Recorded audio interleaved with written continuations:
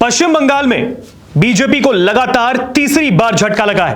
दरअसल 2021 में जब असेंबली इलेक्शंस हुए थे उस वक्त बीजेपी को हार का स्वाद चखना पड़ा।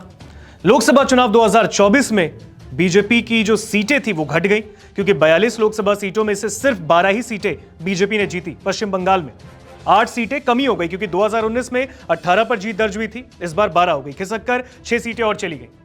टीएमसी ने एक बार फिर अपना जलवा कायम रखा है जीत का, और अब पश्चिम बंगाल में 4 सीटों पर बाय इलेक्शंस हुए, यानी कि उपचुनाव।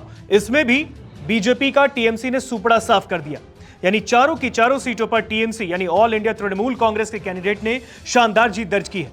इसके बाद बीजेपी ने चुनाव आयोग से चुनाव के दौरान पक्षपात और धांधली के आरोप की शिकायत भी की थी। इस पूरे मामले को देखिए इस रिपोर्ट में। कोलकाता की मानिकताला सीट पर टीएमसी की सुप्ति पांडे ने 62,312 वोटों से जीत हासिल की है। उन्होंने बीजेपी के कल्याण चौबे को हराया। इससे पहले इस सीट पर पांडे के पति साधन पांडे 3 बार जीत चुके हैं। लगातार 2011, 2016, 2021 के चुनाव में वो जीते, हालांकि इस बार जीत का अंतर काफी बढ़ गया है।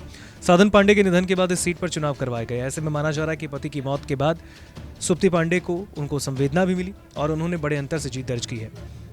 रायगंज सीट की बात करें तो उत्तर दिनाजपुर की रायगंज सीट पर टीएमसी की कृष्णा कल्याणी ने 50,000 से ज्यादा के अंतर से जीत दर्ज की।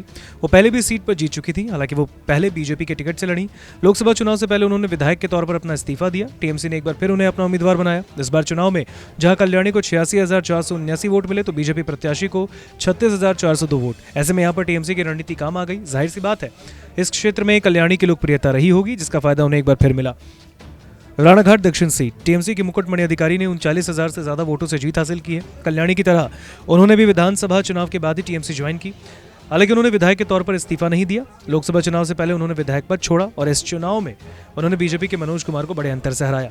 बात करें बागदाह सीट की तो यहाँ से टीएमसी की मधुपर्णा ठाकुर ने 33,000 से ज्यादा वोटों के अंतर से जीत दर्ज की। बीजेपी के विनय कुमार विश्वास को उन्होंने हराया है। इस सीट पर बीजेपी विधायक बिस्वजीत दास के इस्तीफे के बाद चुनाव कराए गए। ऐसे में यह सीट टीएमसी ने बीजेपी से छीनी है। इस सीट पर टीएमसी ने 2011-2016 में जीत हासिल की और ये क्षेत्र महुआ समुदाय बहुल है और पिछले 2 चुनावों में बीजेपी का साथ देता था।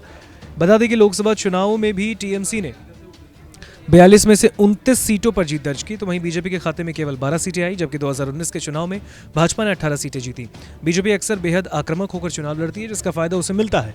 हालांकि इस चुनाव में बीजेपी ने अपनी पूरी ताकत नहीं झोंकी। माना जा रहा है कि लोकसभा चुनाव में परिणामों के बाद बीजेपी का कैडर और कार्यकर्ता सुस्त रहे, उनमें बड़े नेताओं ने उत्साह भी नहीं भरा। सुकांत मजूमदार की अगुवाई में चुनाव लड़ाया गया और वो अब केंद्र में मंत्री हैं। लोकसभा चुनाव में बीजेपी ने संदेश खाली जैसे मुद्दे उठाए, लेकिन इस चुनाव में कोई नया मुद्दा नहीं उठाया गया। वही टीएमसी को सत्ता में होने का फायदा मिला। मुकुटमणि अधिकारी को चुनाव में उतारना टीएमसी के लिए फायदेमंद रहा, क्योंकि वो मतवाल बेल्ट से ताल्लुक रखते हैं। नमस्कार, मैं हूं मानक गुप्ता। अगर आपको हमारा ये वीडियो पसंद आया हो तो इसे लाइक और शेयर जरूर करें, और हाँ, हमें सब्सक्राइब और फॉलो करना ना भूलें, ताकि आप देश और दुनिया की कोई खबर मिस ना करें। तो जुड़े रहिए हमारे साथ और देखते रहिए न्यूज़ 24।